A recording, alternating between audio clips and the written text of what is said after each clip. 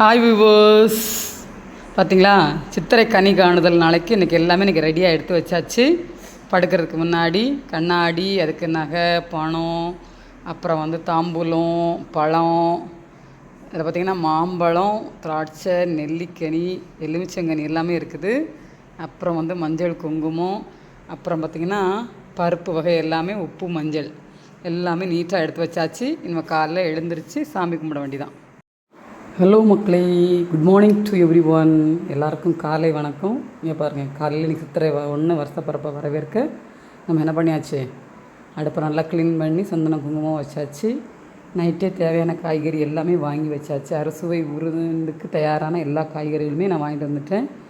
எல்லாத்தையும் சமையல் பண்ணிவிட்டு அப்புறமா உங்களுக்கு காட்டுறேன், ஓகேவா? ஃபஸ்ட்டு சக்கரை பொங்கலுக்கு ரெடி பண்ணி அரிசியை குக்கரில் களைஞ்சி வச்சாச்சு. என் பொண்ணுக்கு சக்கரை பொங்கல் தான் ரொம்ப பிடிக்கும். அதனால் எப்பயுமே வந்து நான் சாமி கும்பிடும்போது சக்கரை பொங்கல் தான் பண்ணுறது. சித்திரை 1 இன்றைக்கி புது வருஷப்பிறப்பு, தமிழ் வருஷப்பிறப்பு. இங்கே பாருங்கள், சாமிக்கு விளக்கெல்லாம் ஏற்றி அறுசுவையாலான விருந்து தயாரித்து படையல் வச்சாச்சு. இங்கே பாருங்கள்,